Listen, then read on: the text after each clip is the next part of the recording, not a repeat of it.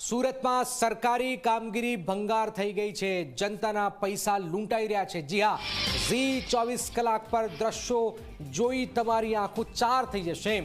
हवे आ जे दृश्यों बतावी रहा है, जरा आ दृश्यों जोई सरकारी तंत्र परथी तमारो विश्वास उठी जशे। जी हाँ, साइकल तो भंगार में थई पण सरकारी तंत्र पण भंगार थई गयो। सूरत में जनता टेक्सना पैसाथी खरीदायेली आ साइकल कबाड़ थई गई। तंत्रना नगरोड अधिकारीओ नेताओ आ साइकल ચોમાસામાં रस्ता पर सड़वा माटे छोड़ी दीधी। सवाल तो ये छे कि आ अधिकारीओनी आंखमां शुं मोतियो आवी गयो हतो कि साइकलो न देखाई। सूरत में साइकल शेरिंगनो प्रोजेक्ट फेल थई गयो छे।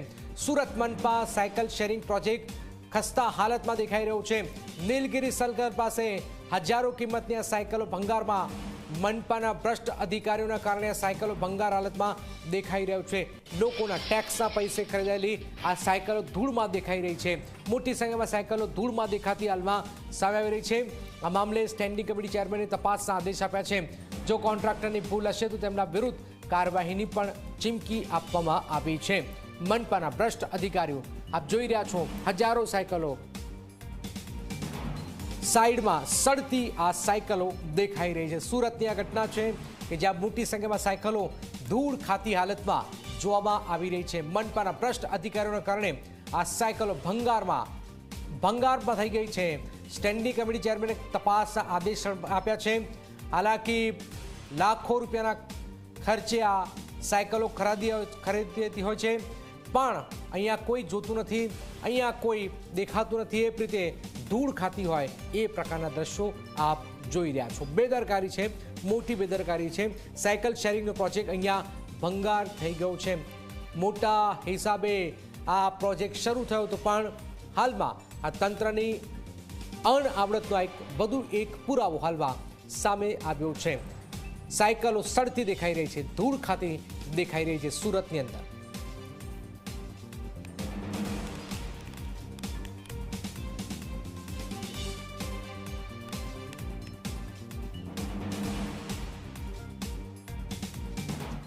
लोकोनी सुविधा माटे सूरत महानगरपालिका द्वारा साइकल मूकवामां आवी छे, परंतु हाल जे साइकल छे ते भंगार हालत में जोवा मळी रही है। त्यारे आपनी साथे सूरत महानगरपालिकाना स्थायी समितिना अध्यक्ष जोड़ाया छे। जी सर, साइकल जे छे ते भंगार हालत में जोवा मळी रही है, शुं कहेशो?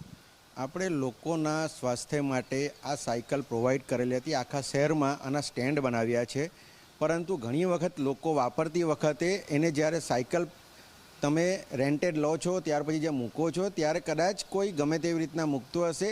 હવે તૂટી જાય છે તો તેને રિપેર કરવાની જવાબદારી પણ કોન્ટ્રાક્ટરની જ બને છે। પણ જો આમાં જે પણ જવાબદાર હશે હું તપાસ કરાવીને આના પર એક્શન લેવડાવીશ। સર, આ રીતની ઘટના બીજી વખત ના બને તે માટે હવે સુરત મહાનગરપાલિકા કયા પ્રકારના પગલાં લેશે?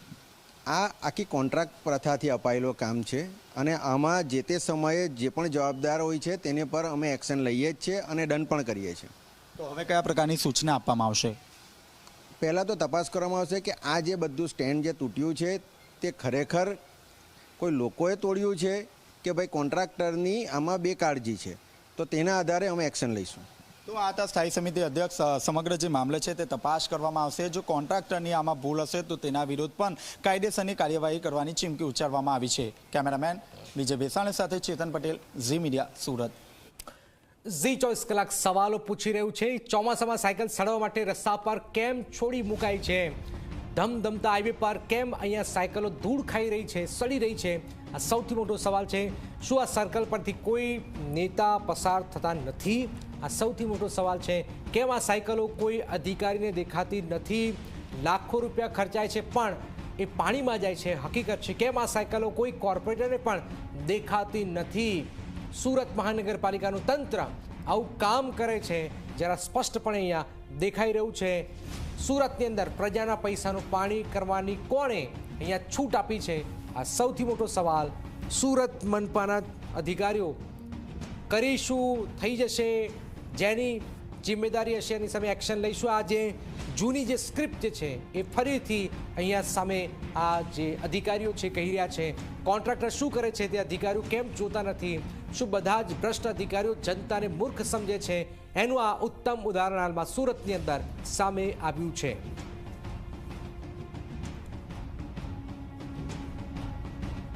સુરત મનપા હાલાકી લૂલો બચાવ કરતી પણ જોવા આવી રહી છે, પણ સવાલ એ છે કોને બચાવે છે? કૌભાંડ અને કાંડ થયા પછી તપાસના ભજન કેમ? સંગીતા પાટીલ જોડાયા છે, ધારાસભ્ય છે. સંગીતાજી, આ સુરતની અંદર જે સાયકલો ધૂળ ખાઈ રહી છે, કોર્પોરેશનના અધિકારીઓ તપાસ કરીશું એ વાત કરી રહ્યા છે, આમાં જિમ્મેદારી કોની બને છે? કેટલા દિવસથી અમે પણ સંકલનમાં વાત કરી હતી કે અમુક સાયકલની થોડુંક ઘણી રિપેરિંગ કરવા જેવા છે, તો એનામાં એ દુરસ્તી થઈ જાય અને લોકોમાં કામ પર આવે, લોકોના વપરાશમાં આવે, એના માટે પણ રજૂઆત કરી હતી સંકલન. તો સંગીતાજી, આના માટે કોન્ટ્રાક્ટરો કામ નથી કરતા અથવા કોઈ દેખરેખ નથી, આપને શું લાગે છે એમાં? ચોક્કસ એમાં થોડા મને એવું લાગે છે એના પર એકાદ વોચમેન કે સુપરવાઇઝર રાખવું પડશે, જેથી કરીને એના પર ધ્યાન આપવામાં આવશે અને જે કંઈ રિપેરિંગમાં આવતી હોય સાયકલ તો તરત એનો નિકાલ થાય, રિપેરિંગમાં જાય અને પછી ફરીથી લોકોને વપરાશમાં આવે. નહીં, પણ સંગીતાજી, આમાં કોઈ અજુગતું તમને નથી લાગતું? કારણ કે હજારો સાયકલો આ રીતે ધૂળ ખાય છે ત્યારે. એ તો અહીંયા જે નીલગિરી સર્કલની વાત છે મારા વિસ્તારની, એની વાત હું કરું છું.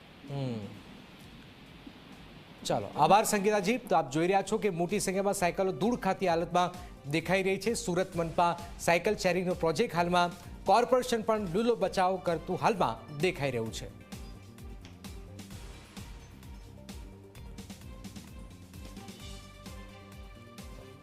સરકારી તંત્રની અક્કલ સામે સવાલ છે. સુરત કોર્પોરેશનની અનઆવડત હાલમાં સામે રહી છે. બાબુની આંખમાં શું મોતિયો આવ્યો હતો કે સાયકલો ના દેખાઈ? જનતાના ટેક્સના પૈસાથી ખરીદેલી આ સાયકલ શું કબાડ થઈ ગઈ છે? આપ જોઈ રહ્યા છો, ચોમાસામાં સાયકલો સડવા માટે રસ્તા પર કેમ છોડાય છે? લાખો રૂપિયાના ખર્ચે આ સાયકલો ખરીદાય છે.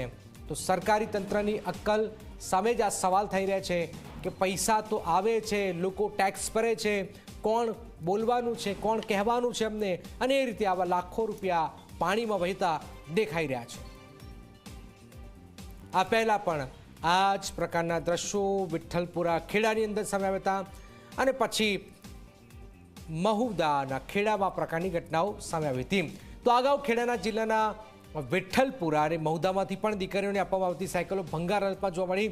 સરકાર દ્વારા આપવામાં આવતી સાયકલો અધિકારીઓ અને કોન્ટ્રાક્ટરોના કારણે વર્ષોથી આ જ પ્રકારની હાલત હાલમાં સામે આવતી હોય છે.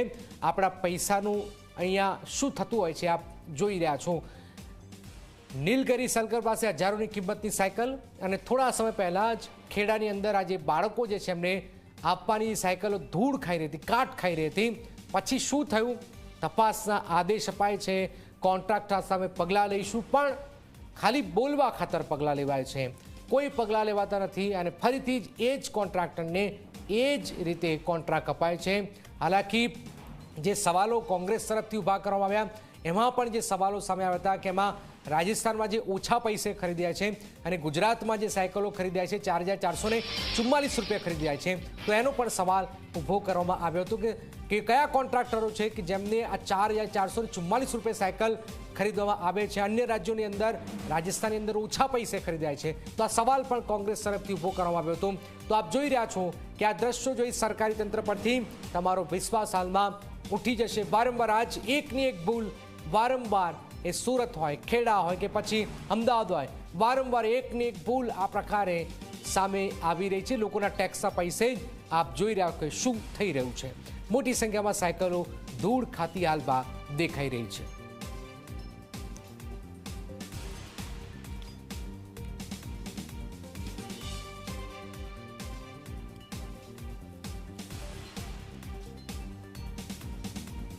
આ પાયલ સાકરિયા સુરત કોર્પોરેશન વિપક્ષ નેતા છે. પાયલજી, આ સુરતની અંદર જે સાયકલો જે સડી રહી છે આપને જાણકારી છે? જી, જાણકારી છે અને આ બાબતે અમે ઘણા બધા લાઈવના માધ્યમથી અને પત્રના માધ્યમથી કમિશનરને અને શાસકોને ધ્યાન પણ દોરેલું અને આ બાબતે સામાન્ય સભાની અંદર અમારું જે જનરલ બોર્ડ હોય એમાં પણ ઘણી બધી વખતે આ બાબતે અમે મુદ્દાઓ ઉઠાવીને એ લોકોનું ધ્યાન દોર્યું હતું કે ભાઈ અત્યારે જે કોર્પોરેશનનું જે બજેટ છે, કોર્પોરેશન જે પૈસાથી ચાલે છે એ જનતાના પૈસાથી ચાલે છે, જનતાના પૈસાનો કેવી રીતના વ્યય થઈ રહ્યો છે અને છેલ્લે તો જે કોઈ કમાય છે તો જે મતલબ માનીતા જે કોન્ટ્રાક્ટરો હોય, મળતિયા હોય એની જ કમાણી છે. પણ ઓલ ઓવર જોવા જઈએ તો સુરતની જે જનતા છે, જે લોહી પરસેવો એક કરીને જે પાલિકા ચલાવવા માટે અને સારા વિકાસના કામો થાય એના માટે જ્યારે વેરો ભરતા હોય અને છેલ્લે જ્યારે પ્રોજેક્ટના નામે આવી રીતના લૂંટ થતી હોય અને ભ્રષ્ટાચાર થતો હોય, ખરેખર જાણીને દુઃખ થાય. અને આ બાબતે અમે વિપક્ષ તરીકે ઘણી બધી વખત અવાજ પણ ઉઠાવ્યો છે અને આવું ના થાય એના માટે અમે પત્રો પણ લખ્યા છે. તો આમાં જિમ્મેદારી કોની બને છે? બધાને ખબર જ છે તો બધા જ આવું ભાઈ આવું બધા જ સરખા જ છે, બધા જ હળીમળીને ખાય છે આમાં? જી, એવું કઈ નથી, પણ સવાલ એવો છે કે આમાં જિમ્મેદારી તો જોવા જઈએ ઓલ ઓવર તો જે આખું વહીવટી તંત્ર જે ચલાવતા હોય અને એમની બને. કારણ કે કમિશનરશ્રીને આ બાબતે ધ્યાન દોર્યું, પણ અમે હમણાં ગઈકાલે અમે પત્ર લખ્યું કે અમારે આ કમિશનર જોતા જ નથી, અમને બીજા કોઈ કમિશનર આપો. સવાલ જ એ છે કે જ્યારે લોકોના હિતની વાત હોય, લોકોના કામની વાત હોય ત્યારે એમનું ધ્યાન જ નથી હોતું. ખબર નહીં કઈ દુનિયામાં જીવે છે, કયા કયા કામો કરે છે. આવા મોટા મોટા પ્રોજેક્ટો જ્યારે લોન્ચ કરવામાં આવે ત્યારે મોટા ઉપાડે ફાંકા ફોજદારીની વાહવાહી લૂંટતા હોય છે, પરંતુ એ પ્રોજેક્ટની હાલત શું છે, ખરેખર લોકો ઉપયોગ કરે છે કે નહીં, આ જોવાની જવાબદારી બંનેની હોય છે. અને આ બાબતે વિપક્ષ તરીકે જ્યારે અમે અવાજ ઉઠાવતા હોઈએ, અમે કહેતા હોઈએ, ત્યારે સામાન્ય સભાની અંદર અમારો અવાજ નથી સાંભળવામાં આવતો. અને છતાં પણ જો અમે અવાજ ઉઠાવીએ તો અમારા ઉપર ખોટી રીતના અમને બહાર કાઢી મૂકવામાં આવે છે, માર્શલોને બોલાવીને અમારો અવાજ દબાવવામાં આવે છે. તો આવી ખરેખર આમ જોવા જઈએ તો આ બાબતે શાસકો નિષ્ફળ નીવડ્યા છે, એ બાબતે અમે કહીએ છીએ વારંવાર. અને વહીવટીની વાત કરીએ તો માનનીય કમિશનર શ્રી આ બાબતે બિલકુલ નિષ્ક્રિયતા દેખાડતા હોય છે, કેમ કે એમને કોઈ રસ જ નથી હોતો જનતાના પૈસા કેવી રીતના વેડફાય છે, શું થાય છે, શું નહીં, કોઈ જ મતલબ નથી હોતો. બિલકુલ બિલકુલ, કમિશનર પણ જરા ધ્યાન આપે આ બાબતે, જરા તમારા સુરતની અંદર શું થઈ રહ્યું છે. આભાર પાયલજી. તો આપ જોઈ રહ્યા છો કે સુરતની અંદર શું બધા જ હળી મળીને લૂંટ ચલાવી રહ્યા છે. બધા જ આવ ભાઈ આવ, આપણે બધા સરખા, બધાના જ ખિસ્સામાં મલાઈ મીઠાઈ પહોંચી રહી છે. શું નીચેથી લઈ ઉપલા અધિકારી સુધી, કોર્પોરેટર સુધી બધા જ હળીમળીને કામ કરી રહ્યા છે, હળીમળીને મીઠાઈ ખાઈ રહ્યા છે, એટલે કોઈનું નામ નથી આવી રહ્યું.